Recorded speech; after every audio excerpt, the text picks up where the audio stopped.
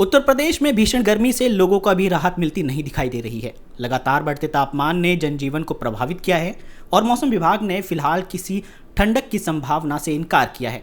प्रदेश में मौसम ने एक बार फिर से करवट बदल लिया है। राजधानी लखनऊ में लगातार गर्मी देखने को मिल रही है। मैं कैमरा दर्शकों को दिखाएं, इस वक्त हम 1090 चौराहे पर मौजूद हैं और मौसम विभाग ने अलर्ट जारी किया है कि अगले 3 से 4 दिन लगातार मौसम में परिवर्तन देखने को मिलेगा। अभी कुछ दिन पहले बारिश देखने को मिली थी, लेकिन अब लगातार धूप देखने को मिलेगी, यानी कड़ी धूप में लोगों को परेशानियों का सामना करना पड़ेगा।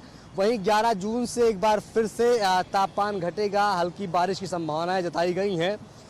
10 जून की रात से 11 जून की सुबह में पछुआ कमज़ोर पड़ जाएगा और इसका स्थान पूर्वा बयार ले लेगी। नम हवा अपना असर दिखाएगी और अधिकतम तापमान 4 डिग्री की गिरावट देखने को मिल सकती है, यानी 40 डिग्री से 45 डिग्री तक का तापमान अभी है, जो कि और कम होगा, यानी बारिश होने की संभावनाएं जताई गई हैं। लेकिन अभी तो लोगों को गर्मी से राहत देखने को तो नहीं मिलेगी। अभी लोग गर्मी में परेशान हैं, बेहाल हैं। मौसम विभाग ने कहा है कि अगर ज़्यादा ज़रूरी ना हो तो घरों से बाहर ना निकले। अगर घरों से बाहर निकले तो मुंह पर गमछा बांधकर निकले और साथ ही तरल पदार्थों का सेवन करते रहे, जिससे किसी प्रकार की समस्या ना हो, क्योंकि अगले कुछ दिन में गर्मी लगातार बढ़ने वाली है। अब बात करते हैं राजधानी लखनऊ की। राजधानी लखनऊ में कोरोना संक्रमण के 9 नए मामले सामने आए हैं, जिससे स्वास्थ्य विभाग अलर्ट मोड पर आ गया है। यूपी में कोरोना का नया वेरिएंट एक बार फिर से दस्तक दे रहा है। कोरोना की अगर बात की जाए तो करीब 190 केस पूरे यूपी में देखे गए हैं। राजधानी लखनऊ की बात की जाए तो लखनऊ में बीते 24 घंटे में 2 मरीज मिले हैं। हालांकि इससे पहले भी लखनऊ में कोरोना के मरीज पाए गए हैं।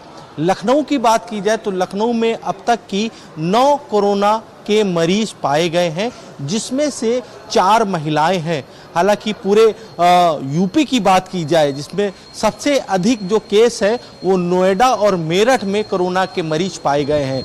मेरठ में 32 मरीज एक साथ पाए गए हैं। कोविड के जो नया वेरिएंट आ रहा है, इसको लेकर के अस्पताल, जो सरकारी अस्पताल हैं, उसमें तैयारियां कर ली गई हैं। WHO की गाइडलाइन भी दी गई है। अस्पतालों में ऑक्सीजन की व्यवस्था, बेड की व्यवस्थाएं कर ली गई हैं। जिस तरीके से कोरोना का जो नया वेरिएंट है वो लगातार उत्तर प्रदेश में दस्तक देता दिखाई दे रहा है। वहीं भाजपा ने 5 जून को काला दिवस के रूप में मनाने का ऐलान किया है। ये वही तारीख है जब 1975 में कांग्रेस सरकार ने देश में आपातकाल लागू किया था, जिसे भारतीय लोकतंत्र के इतिहास में एक काले अध्याय के रूप में देखा जाता है। देखिए ये प्राइम न्यूज की खास रिपोर्ट। 25 जून की तारीख को भारतीय जनता पार्टी काला दिवस के रूप में मनाने जा रही है, जहां पर सभी जिलों में गोष्ठियों का आयोजन किया जाएगा और लोकतंत्र सेनानियों का सम्मान भी किया जाएगा। बीजेपी कार्यालय के सामने इस वक्त मौजूद है। गौरतलब है कि 25 जून 1975 को इमरजेंसी लगी थी और उस इमरजेंसी को भारतीय जनता पार्टी काला दिवस के रूप में मनाने जा रही है, जहां पे सभी जिले के कार्यकर्ताओं को ये जिम्मेदारी दी गई है कि अलग अलग जगहों पर गोष्ठियों का आयोजन किया जाए।